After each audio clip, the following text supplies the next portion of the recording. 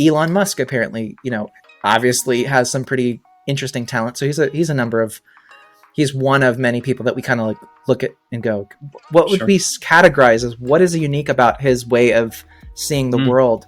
Maybe he has more microtubules in some way. These.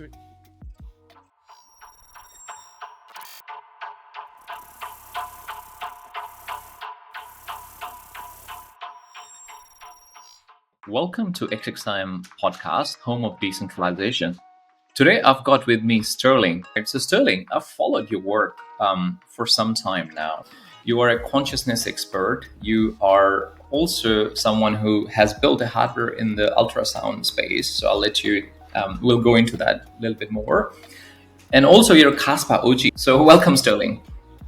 Thanks for having me, man.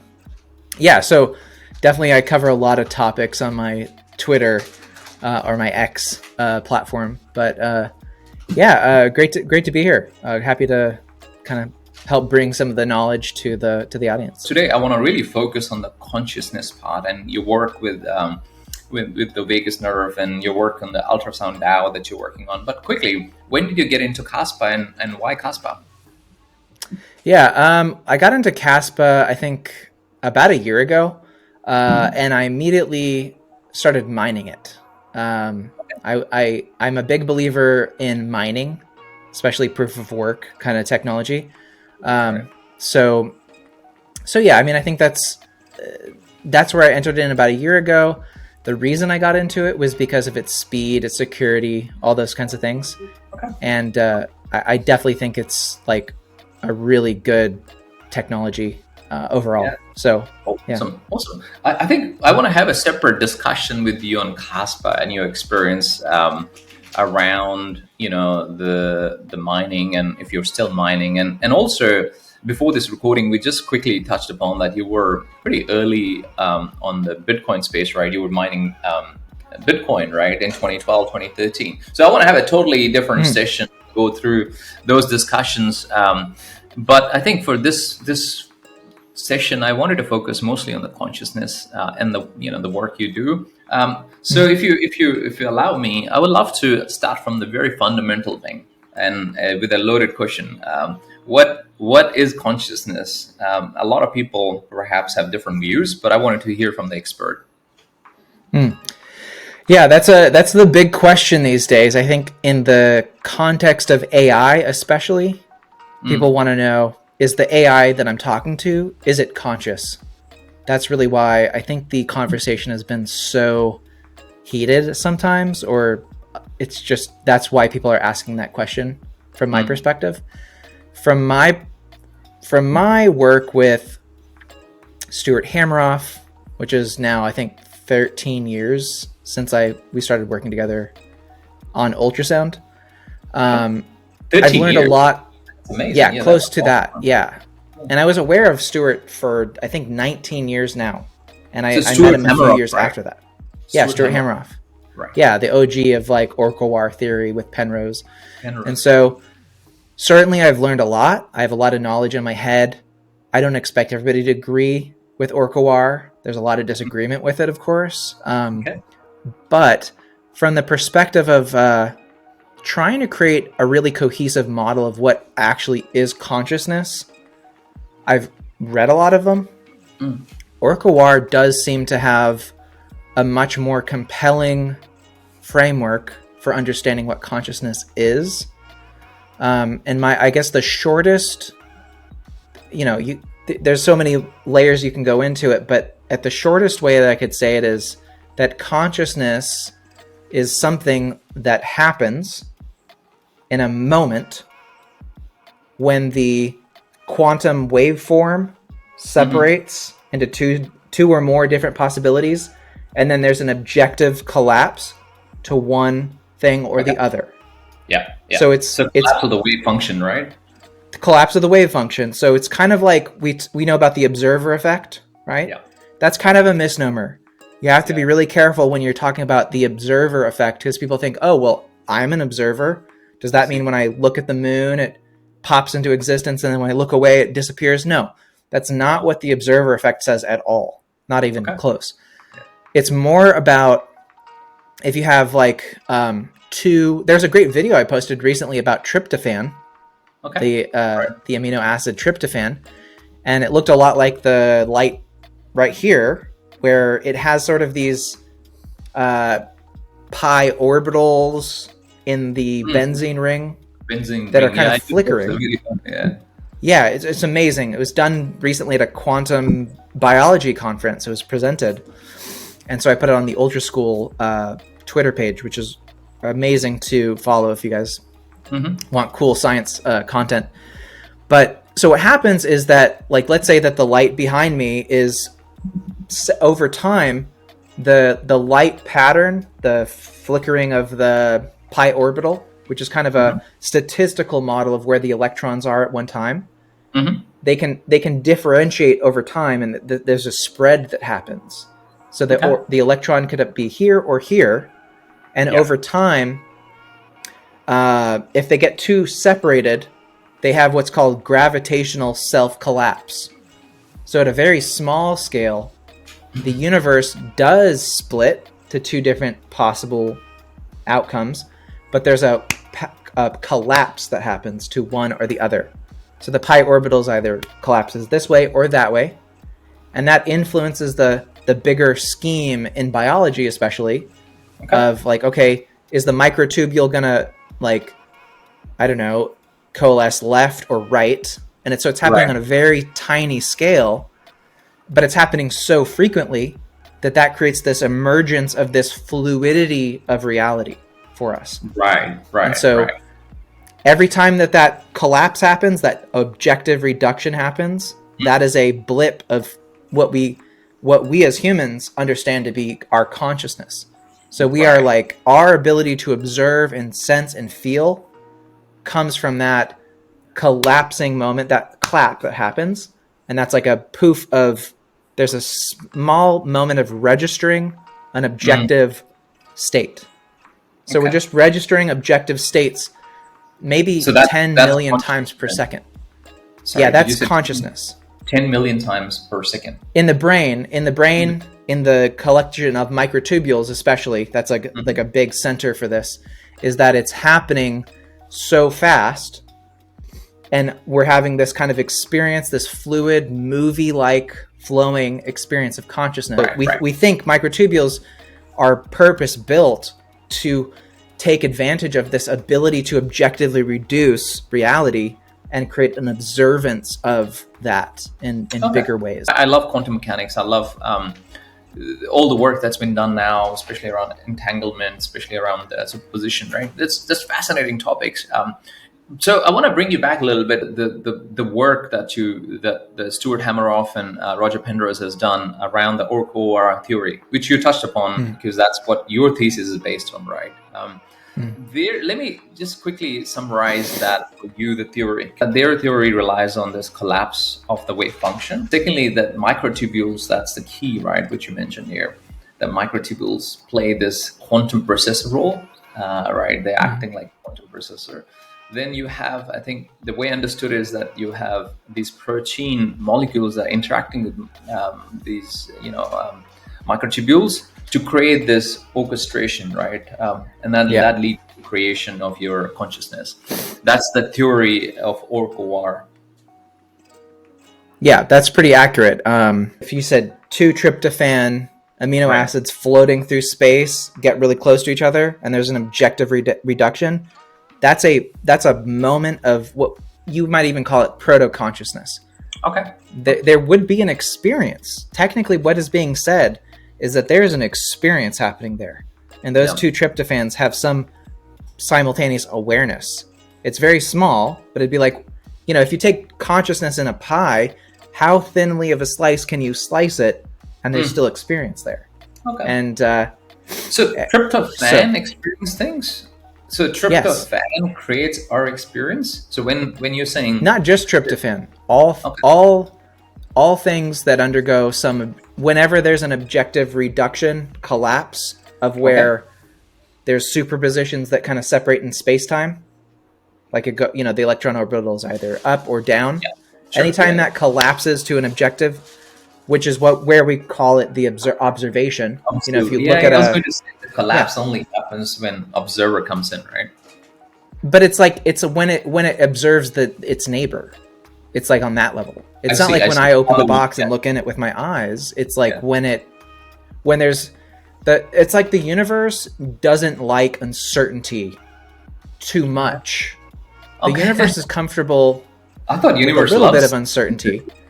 Okay. It's okay with it to a degree. There's, again, it's like, I can't fly because I say I want to. The universe seems to like gravity too, just as much as anything, right? So it's kind of that kind of a rule. But there's room enough in quantum mechanics for some uncertainty, but it can't just grow indefinitely. There's a moment of, and this is actually like a mathematical formula, which is H equals the Planck scale. It's the T equals H over H sub G, which is basically Penrose's way of saying that at the length of the Planck scale, there's a certain threshold where uncertainty can grow. Like literally a bubble is created around this uncertainty. And if it comes into like a Venn diagram with another uncertainty place, they both they collapse each other's bubbles into one objective thing. But then over time, that process begins again, and the uncertainty starts to grow again. Okay. And so if you keep the tryptophan, there's cool hearts on the screen. If you keep the tryptophan together for long enough, it'll just keep on repeating that process again and again and again, and that'll create this these little moments that are hopefully feeding into each other, giving you this perception of continuity through consciousness, which humans definitely have. Like I feel like I'm Sterling, and I felt like I was Sterling yesterday, but I also felt like I was Sterling a year ago and 10 years ago. But you also know, like the ship of Theseus, like if I take a boat and I replace all the components, at what point is it boat 1 versus boat 2? My whole body has replenished all of the cells in it from 5 years ago. I'm not the same physical amount of material that I was 5 years ago. And synapses don't even hold synapses don't even sustain memory for more than, I think it's like 2 weeks at the most. You're not like storing your memory is not like in the formation of your neurons. It's something even deeper than that. So there's some continuity through consciousness. Let me ask you then this question, right? So does that mean this Orch-OR theory is not a reductionist theory? Yeah, I mean, I'm not like a philosopher. Like I'm more of a technical guy. So, saying it's like, it's panpsychism or it's materialist or any of these kinds of things. I mean, I think it's certainly a worthwhile thing. Yeah. But I mean, it on its merits, I mean, I think given the physics and the biology aspects of it, it's it does a good job of giving us a place to look, mainly. Okay. And the reason why microtubules, it gives us a place. It gives us a centralized focus area to look at. So it's not to say that people misinterpret Orch-OR so much, and it gets to the point where I'm like, you click. It's like either there's a couple of reasons. Either they just really don't get what is being said at all. Like as simply as I can make it, they still don't get it. That's one option, and I'm totally okay with that. Another option is they believe in something completely different. Orch-OR is in conflict with their belief. And so what they do is they intentionally identify what is being said and then say, well, that's what you're saying and that's wrong, or that's stupid. And so one of the things that people do in that way, which is an active act, which I think is intentional, is to say, well, you're saying that there's only consciousness within microtubules. Right? So only microtubules have consciousness and nothing else? And no, literally I didn't say that. I even said in tryptophan is not a microtubule. There are tryptophan amino acids in a microtubule, but I'm not saying that only microtubules are. It'd be like if I'm trying to determine the kind of paint that's on the wall, I would go and take a thin slice off the surface of the wall to figure out the paint, not take 3 feet into the wall and take the concrete and the wood and the metal in the wall to figure out what's the paint. Consciousness is so thin. It's very difficult to there's no instrument that measures like consciousness at that level. We don't have instruments that can measure quantum. We can measure the results of quantum mechanics. Yeah. Certainly. Yeah. But we can't observe it directly. That's kind of what the whole problem is with quantum mechanics. It's difficult to observe it happening in real time. Yeah. So the reason why microtubules are at front and center in Orch-OR is because there clearly are the right conditions for more conscious collapse moments to happen. So naturally, if your question is what is consciousness? Yeah. What kind of paint is on my wall? Is it a blue color? Is it red color? Look at the wall. Look at the place where there's probably the most consciousness happening. That's why it's front and center. Not because we're saying the only place it's happening is microtubules. So that's a big misunderstanding that people, I think, either intentionally make or mistakenly don't get. So consciousness would technically be happening anywhere there's objective matter. Meaning that's not just the brain? So everywhere. Not just the brain. No. So entire body? All over. Right. All over yes, especially I think this is one area where my work veered into the vagus nerve for 7 years. And I did work on like looking at the vagus network through the neck, through the heart, the lungs, it goes through the body, right? Everything, yeah. Everything, yeah. It's almost, and like, if you look at like a chakra system, like, I do believe in like ancient wisdom, like they were onto something. They weren't just like pranking us. Like they're just like, what if we told them there's like chakras? Idiots. No, it's like they were onto something there, and they understood these forces in the body. And so the chakra system, if you look at where the vagus nerve is really innervated, all the chakras, right? Yeah, all those spots, the solar plexus, the heart, your vagus nerve is so innervated in your throat too. Yeah. And I've even seen cases where people have like a thyroid, some kind of a procedure around their thyroid for cancer or something, right? Whatever it is. And if the doctor accidentally cuts into the vagus nerve, they lose their sense of their ability to speak. So the vagus nerve is what's directly allowing you to vibrate your vocal cords and speak. Yeah, speak. Yeah. And it's all over this area. Fascinating, man. So, it's seriously fascinating. Yeah. Like I wish more people actually explore these areas and tell us what's happening in the body. It's such a new area for science, I think. So is the consciousness ours, or is it my consciousness that I have, or is it consciousness this morphic resonance type approach that some people are talking about, that Rupert Sheldrake, I think, is one of the doctors, perhaps he talks about morphic resonance. Where does it sit in terms of Orch-OR theory? That's a great question. Super hard to answer that specifically, but what I can point to is that, so like again, let's go back to microtubules. In your brain and throughout your body, there is entanglement in sort of these like microtubule networks. So as long as there's a connection a seamless connection between them, it seems to me that microtubules know how to kind of propagate this field of consciousness happening in this collective. Again, it's called orchestrated objective reduction. So where there's orchestration, then you have some emergence of a cohesive sense of a bigger conscious. But is it ours, or is it some collective consciousness? I think that's the question I want to get to, and I haven't personally. I mean, I've spent plenty of time watching both Stuart Hameroff and Roger Penrose across their interviews, yourself, but it wasn't very clear on those talks that where you're talking about the consciousness originates from these things, right? Microtubules, tryptophan, right? But it doesn't talk about where it comes from. Is it ours individually, or is it sort of somewhere out there? That's a great question. So this is where this is very metaphysical. This is like, where do we go when we die kind of question in a sense. I believe. I think these are related. They're similar in, if we know who am I? What is this thing?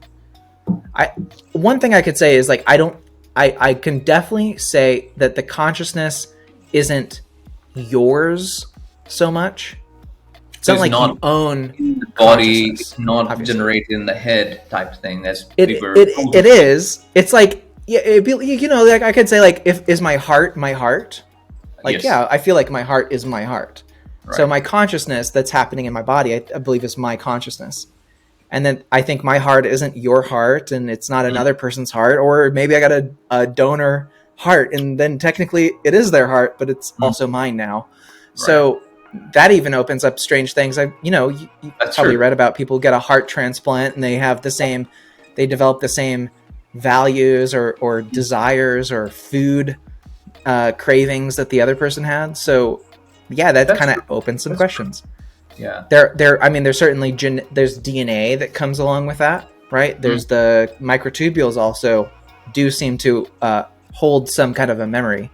So I think what you are, what I could say what you are in the material sense is you're a conduit for sustained moments of consciousness. So you're like you're a vessel, a spongy vessel where there's conscious happening like in all over it. Okay. And it's all cohesive, and that is yours. Yeah. I mean, I believe in human rights, and I'm an American. Of course. Right? That's free will, right? Free civil will rights and stuff. Yeah, I believe that you have free will. I definitely believe that. I think that you are making decisions, and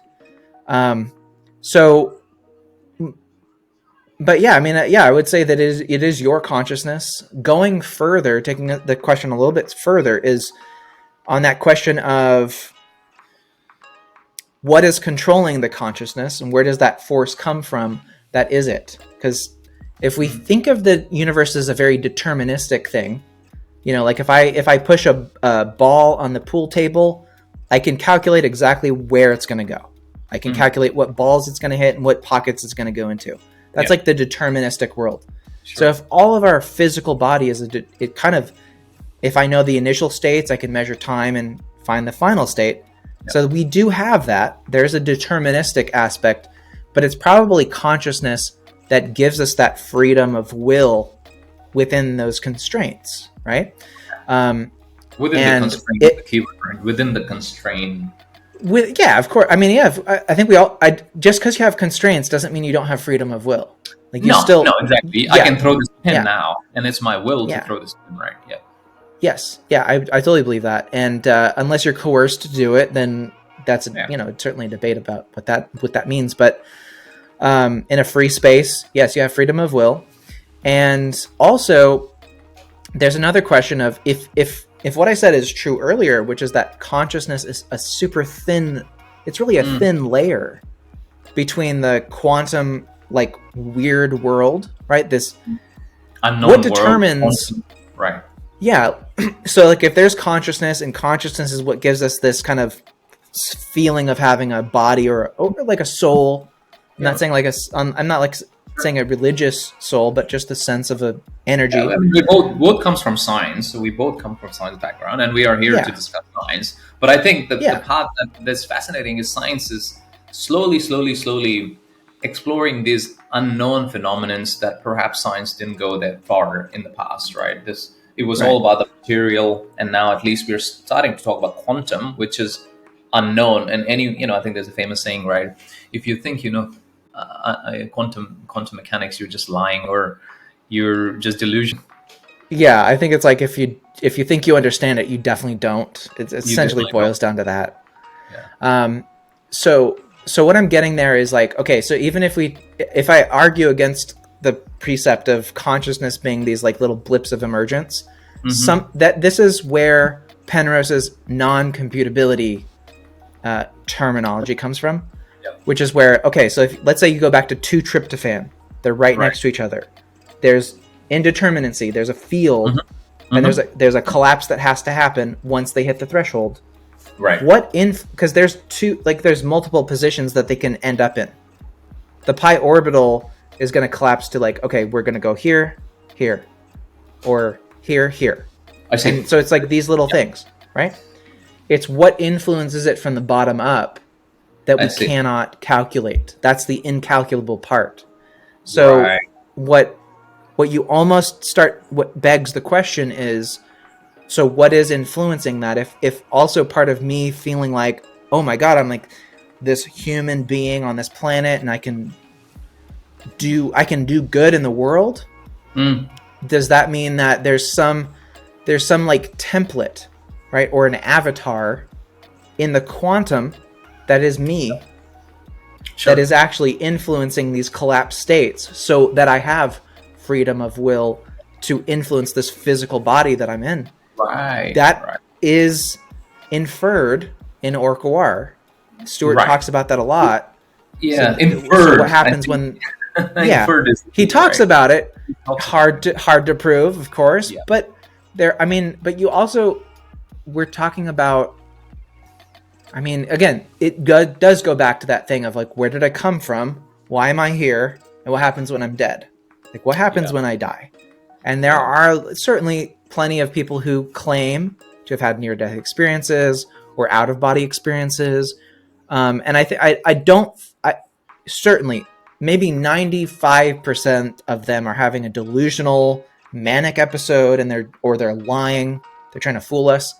I definitely think there's probably 5% at the least where they're like, I legitimately am telling you what my experience was. Have this experience after life experience. I think you can't just ignore these things, right? I think perhaps science has ignored up until now, but I think now, even physicists, right, theoretical physicists and other physicists are starting to take, and people like us are talking about it, right? Like, I never thought I'll be talking about this topic. The Orch-OR theory, it only applies to humans, or can it expand to animals and plants and other species also that exists? Or is it only to... Because microtubules exist, even with animals, even with plants, right? How far does it go? It's certainly a spectrum. I mean, it does certainly doesn't end at humans, doesn't start or end at humans. There's a nice graph that Stuart created, or one of the papers that he's published, which does talk about the spectrum of coherent consciousness. Because there's a difference between like a blip of an objective quantum collapse happening in deep space versus it happening like in a long chain of microtubules, for instance, where it's like can do something with it, right? But yeah, your dogs have it, cats have it, birds have it, snails have it, bacteria has it. I mean, there's a lot of plants have it for sure. So microtubules are in mushrooms. Yeah, we don't call them conscious, right? We don't call plants conscious. At least today's science doesn't agree on that. Right. So the differentiation is, if you have played around with slow motion. I had maybe a detour in college in Berkeley. Okay. A little detour. I took a class with a documentarian, really talented, Oscar nominated. She was my teacher for a documentary class that I was required to take, and she had done a one on like one of the Pentagon papers, a big whistleblower that helped end the Vietnam War. Yeah. Okay. So I got to learn a lot about filmmaking from the narrative side, but also filmmaking from the technology side. I was always interested in the tech. I'm a tech guy. So I learned about, frame rates, right? How many times per second does a camera take a picture? Of course, yeah. And, there's movies from the 1950s that are shot on 24 frames per second, old school film. Yeah. It's a piece of film that goes and takes and then modern video cameras are 30 frames per second. Yeah. Then you have these like new technologies in LCD screens that like they artificially pump up the frames per second. So, a movie that like I think I saw Fast and Furious at a friend's house in San Francisco, and I was watching and I was like, this looks weird. it's all fluid and stuff. He's like, oh, I got this cool technology. It's like this fast frame thing. So it was pumping it to like 120 frames per second. So it seemed way smoother. Like it seemed like there was a more fluidity between all the movement and talking and everything.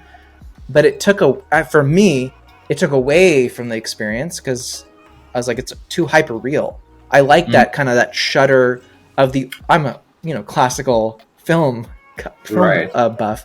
Good to know.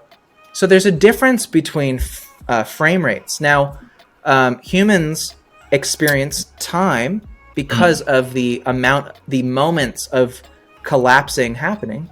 Because each collapse, collective, objective, orchestrated collapse in the brain, and this kind of subjective moment snapshot, feeds into our sense of reality, is happening probably a lot faster than a plant.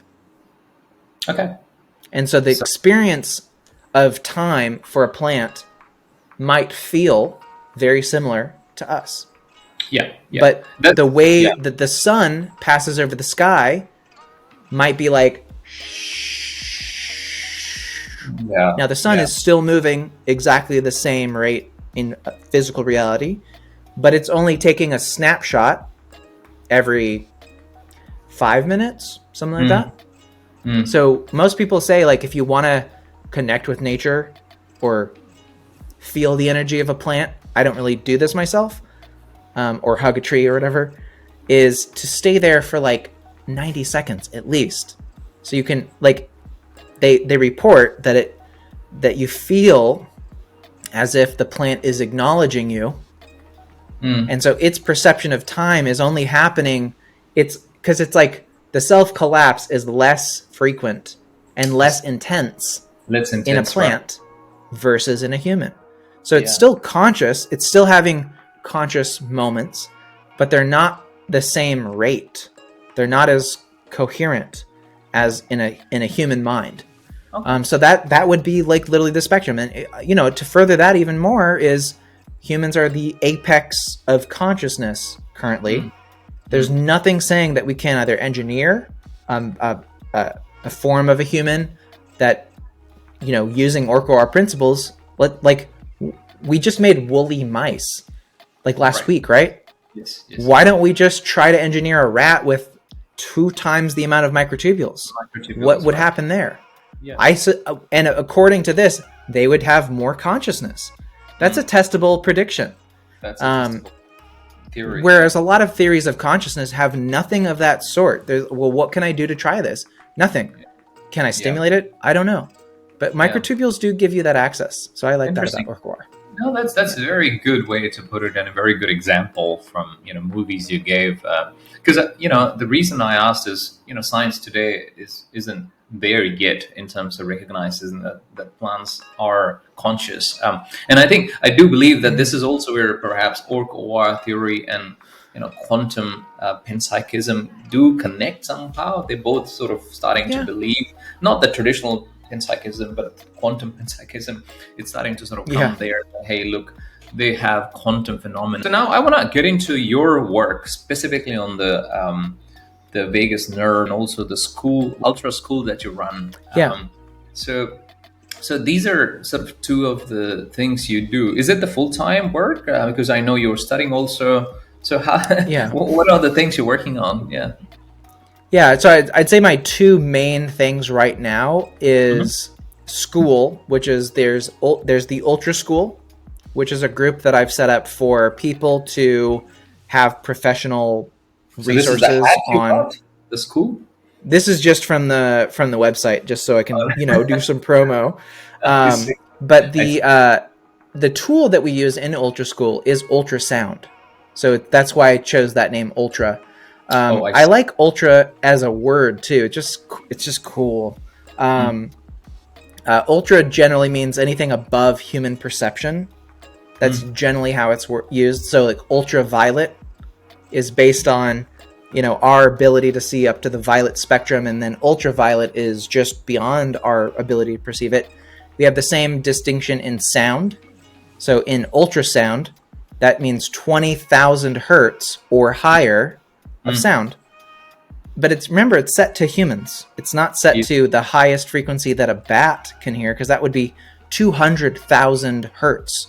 They can hear a lot higher frequencies than humans. So it's not ultrasound to bats, it's ultra to humans. And I wanted to explore this concept of how many other perceptions that humans have. What's the ultra of that?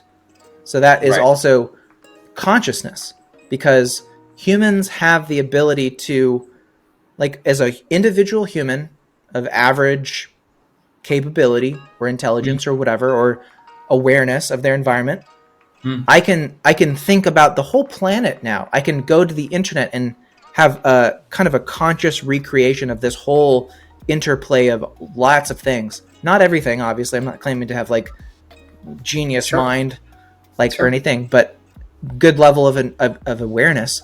Whereas, my friend's golden retriever, who I love and adore, isn't, its awareness is in the neighborhood, or maybe like 800 meters away from the house, or the park that it went to.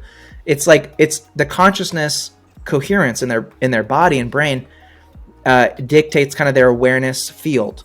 So humans have this kind of cap of how big we can perceive things. I see. It's consciousness is there's a upper limit to that. And I want to know what that upper limit is specifically. So I do like to study savants, people who are incredibly talented in one area. Yeah. Certainly being on Twitter, you encounter a lot of people who are artistic, who have high levels of skill in one area, but low levels, maybe emotional empathy in some ways. Not everybody, but they excel in some. Elon Musk apparently, obviously has some pretty interesting talent. So he's one of many people that we kind of like look at and go, what would be categorized as what is unique about his way of seeing the world? Maybe he has more microtubules in some way. These are kind of the things we explore.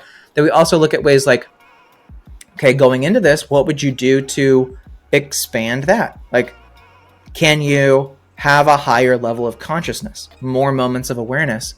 So we do explore that by thinking of it like a clocking system, right? So if it's moments per second of awareness, is there a way to drive that collapse moment to be faster or more broad? And so there's a couple tools that we do guide people on or talk about or refer people to. One is ultrasound, and that's ultrasound technology, bought off the shelf. Good producers of ultrasound exist today. There's the entry level one is $54. Right. And it's an FDA approved ultrasound that can be used on the vagus nerve and also on the temporal window. So you can actually have the experience of overclocking consciousness to some degree with that technology. Now, there are ultrasounds that are $250,000. I've gotten to use many of them. So Sterling, the aim here is to actually overclock the microtubules, right? To have higher consciousness. Is it is this the aim here? And what does it do? Like, we all have consciousness, right? We all are same. We different individual consciousness, but if we measure levels, it'll be the same, right? In terms of microtubules. What would it do if you're overclocking these microtubules with ultrasound? Yeah. So a lot of what that, again, that does ask the question of, well, what is consciousness doing for me? Right? Do I need it? Like, so it certainly gives, we believe that consciousness gives you the ability to create a superposition between all activities in the field of mind at one time, right? Okay. So are you able to hold 3 ideas simultaneously in your mind and compare them and work with them in your mind's eye? This idea of like shape rotators is a kind of a meme on Twitter about, the autistics are able to rotate 3-dimensional spaces in their head and come up with some genius things. So that is kind of the domain upon which we look at, which is your ability to take really complex ideas and synthesize it into something in your life, in your work especially. We do really cater to people who are professionals who are working in advanced technical fields. So we have a lot of engineers, programmers, doctors, People who are really taking a lot of data.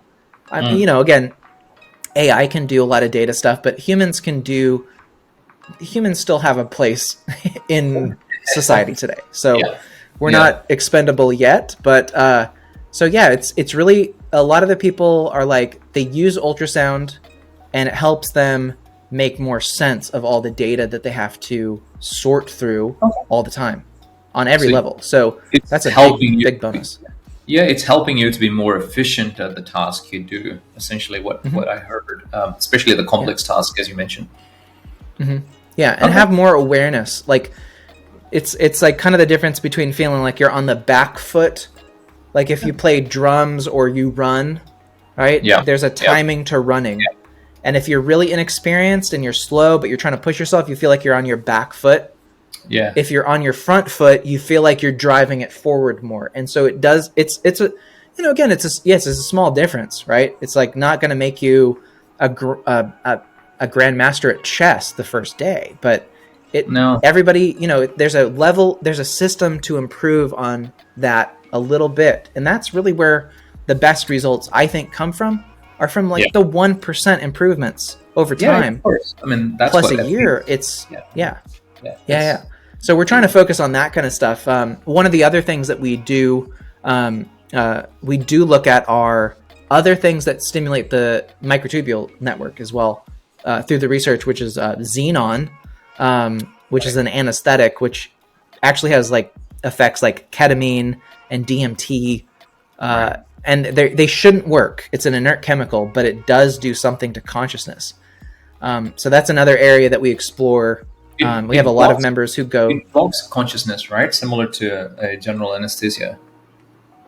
At a high enough dosage, it seems to interfere with that wave function objective orchestration collapse at a high dosage. But at a low dosage, it actually seems to drive it to be like hyper orchestrated. Oh, I see. Yeah. So it's at low, let's say 0% xenon in your body at any time. There's one atom of xenon in 10,000 or 10 million atoms of air around you. So you might get lucky, and you might breathe in a little bit of xenon and have that little moment of like, oh my God, that epiphany that could come from xenon, right?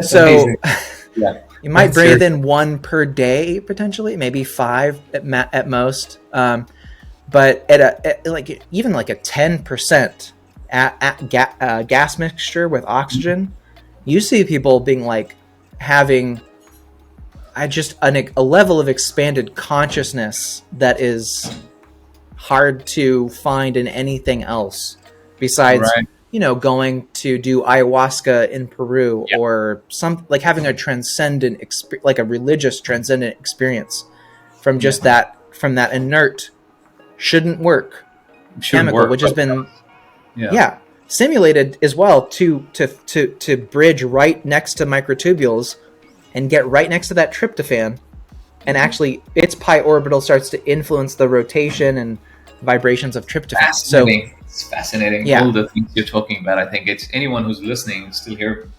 I mean, this is mind-boggling stuff, right? It's the new science that's coming out. It's not some outerly world discussion we're having. We're focused on the science here.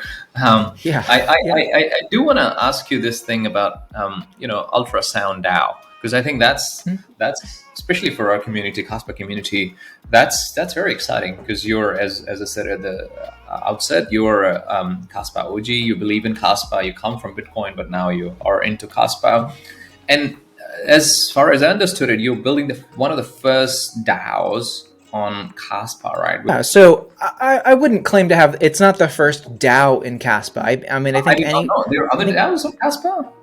Well, I mean, if you look at like Nacho the cat, which is the NFT community, like a DAO is like a decentralized autonomous organization. So okay, let me rephrase this: DeSci DAO.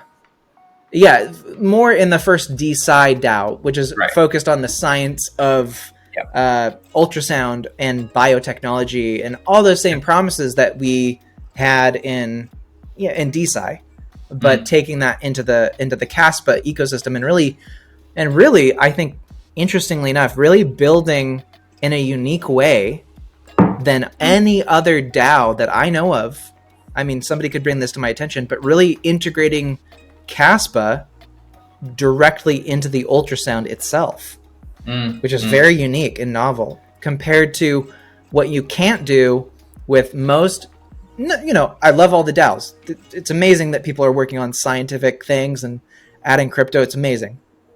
But let's take where I started, which was D-size in molecule development, right? Namely Vita DAO and many of them. Right. Yeah. Through molecule. And they're looking at, developing drugs. But drugs are an analog technology, not a digital technology. No. So you can have as much of the Vita DAO technology, like IP on paper, on the blockchain. You can really integrate it, but there's always a disconnect between here's the paper that tells you how to synthesize this breakthrough drug, and then the actual synthesization. It happens in a chemistry set, a chemistry lab, and then pressed into a pill, put into a bottle, and then shipped to someone. There's a disconnect there. There's a big disconnect. But when you talk about actually digital pharmaceuticals or digiceuticals, that means that up to the point of it's literally on the person putting something into their brain, ultrasound, pulse waves with certain like sine wave modulation to affect the cells in a particular way, which you can't do. The actual IP is that code that's driving the pulsing. So like you actually, when you hold an ultrasound, you're literally holding the chip containing the actual IP token inside of it, and that's directly creating the ultrasound. So it's like almost as close to the person as possible. So it is an IoT device or some sort of IoT, perhaps, something like that. Yeah, that will have this NFT. So it only or IP. It'll only operate when you have that NFT or IP. Is that what you're saying? That's fascinating. Yeah. Okay. And I can break down how it works. It's not. It's. I think it's well thought out. Certainly, I've worked in ultrasound for a long time, but basically, you have a wallet that holds multiple different NFTs or IP NFTs, which are valuable in and of themselves. Each one could be sold or licensed. They're developed on research of, if you're looking at Alzheimer's, you typically want to pulse the ultrasound at a certain particular frequency to help with a part of the repair or whatever. But there's other uses for ultrasound, which are a sleep aid. Like if you want to help someone sleep, instead of taking Ambien, you might give them a really stuttered pulse. So long distance between the pulses slows cognition down and creates this kind of hefty, lumbering feeling right before you go to bed. So that's an Ambien type of, I wouldn't ever use the word Ambien as marketing because that's a trademark name, of course, but something on that level can also be encoded in that NFT. But also the same thing for Alzheimer's is a completely different frequency. Right. So what you have is your wallet, right? So you could have a Ledger wallet or a Tangem or a digital wallet on your phone, iPhone, Android, whatever. And you literally have all of the NFTs right on there. And whichever one you want, first when you would buy one, obviously you're like, I have Alzheimer's. I probably should buy this frequency for treating it. You purchase it, goes on your wallet, on your phone. And then what we're proposing and what we're looking at and exploring and actually literally building the tech for right now with a lot of success is an NFC. So the same kind of the same kind of a payment method that you use to buy coffee at Starbucks or a croissant at a bakery. Boop. And that's enough of a short code. The ultrasound technology doesn't have, it's not like a gigabyte of data that you're sending. It's really the frequency is the main thing. So we just need to transfer that as part of which is the NFT. We'll probably have a picture, a JPEG that is the actual visual. Sure. It'll have hidden in the metadata the actual frequency so you actually are going to own that NFT, the non-fungible token. People have to buy a specialized hardware device, or can it work with the phone, with the wallet of some sort? Yeah, most wallets support most wallets are now working to support the KRC20 token. Yeah, which is a kind of the L2 over Kaspa.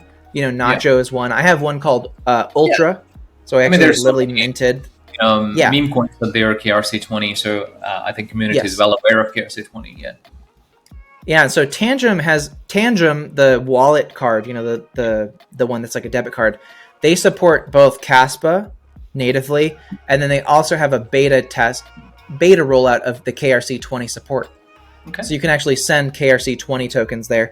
Now, I think over time, if there's enough community excitement and noise, they could potentially allow I think it's KRC 721, which is the NFT protocol. Yeah.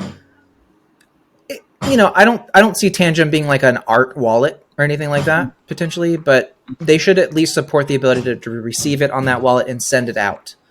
But what we are developing is the native iPhone app, so that you'll have your own wallet that supports all three. So you'll have Kaspa on the phone, the KRC20 token, and then the actual 721. So you'll actually have the JPEG, and it's the NFT with the ultrasound codes. I get it. That you actually will send. You literally just hold, you turn on your ultrasound, flick the button, and then you go boop, and it programs it. Now it's flashed clever. For that. Very clever. Very clever. Yeah. And so it's once you flash the ultrasound, it's on that frequency until you change it. So the only time of because every time you do an exchange that's on the chain, there's a gas fee. That's one of the reasons I selected Kaspa, is because it's so fast. And it's almost free to do. The gas fee is marginal. And it's right? decent. So put it this way. Yeah, exactly. Yeah. And so all you need is like your phone and then the ultrasound. And so the ultrasound systems already exist that support a range of frequencies. We're using this US 2000 device, and so. Our expectation is that we'll do we have some studies coming up that are just Alzheimer's focused. Okay. And that'll be kind of our conduit of, using it in a study, that's what DSci should be about, supporting research and getting data and that kind of stuff and doing treatments. And so we'll have our own custom kind of system in those studies first. And then prove what we're really testing.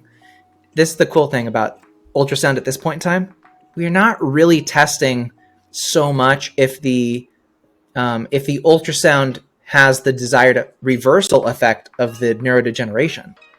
We actually have a lot of data that I've been collecting already from people who've been they're like, dude, my grandmother has Alzheimer's. She's about to go. Just tell me, what could I do potentially? And I'm like, fuck, man, what a hard place to be in. I do know that the ultrasound is already in the FDA limit approved, would be simple to do. So I'm like, we already have a study that Stuart did in 2016 that showed that it does reverse it. Do it. Here's the protocol. Let me know what happens. And so there's been a lot of people who've done that. So and they're sending me their data and they're like, this is fucking crazy. She's talking again. She's getting out of bed. What the fuck? Oh, so these are real... It's really happening. Real cases. Cases, right. Real uses of the protocol that Stuart did in 2016. And this is the other terrible thing about the academic world. I know we talked about before the call recording started, but just there's financial weird stuff that goes on behind the scenes that, you're not supposed to know about.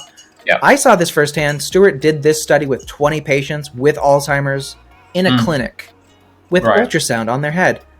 Every single one, clear, subjective, and objective reports that their cognition improved, their memories returned in some significant ways.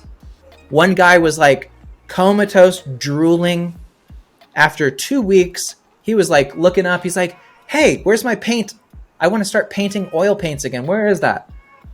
He just snapped back, and he took all this data to the Alzheimer's clinic at that university, and he's like, "This deserves a second study. This deserves to be looked at." And they said, "What are we going to do with this? A treatment?" Yeah, I guess they just like, who gives a shit? I'm like, are you guys mental? You work in Alzheimer's. You know how bad it is. You don't care? What the fuck, man? So I've heard this. I've heard these stories before on our podcast. But I wanted to wrap this up, and I just wanted to say, look, the stuff you already discussed it's just fascinating and mind-blowing, and it's so different from what we sort of talk about every day. And I'm glad that I got you here, and I'm glad that we've been over some of the topics that we discussed. You've been a great interviewer. These are great questions. I know it's not all like about money and Kaspa and that kind of stuff, but like there's a lot. One last thing I would say is, given the market conditions as well, people are looking at their portfolios and going, I remember when I was in Bitcoin in 2013, 2012, and I remember when it was $1, and then I remember when it was $30, and people were like going crazy. You know what it dropped to within 6 months from that? I think it was 2012. $2. Right. $2. I remember right. There's a story about two guys in San Jose near where I was living in San Francisco, and they had like 800 Bitcoin. And they were like, they sold it all at $2 because they needed it. They needed cash. I was like, dude, that would have changed your life. So for those who are like, I totally believe Kaspa will be a top 5 coin. It'll just take time. And there's ups and downs. So don't get off the train. Whatever you do, just hold this shit and forget about it. When I was doing mining, Bitcoin mining, I was like, always looking at the number, and I was like, I knew then that I would regret staring at a little ticker on the screen every day, no matter how good or bad. Like, it controls you emotionally. Yeah. So respect your consciousness, respect your time, your emotions. Hold it because you believe in the core technology, and just go do other cool shit. There's so much other cool stuff to focus on that you can do. Like doing ultrasound on your brain or something like that. Join the ultra school, whatever. No financial advice, but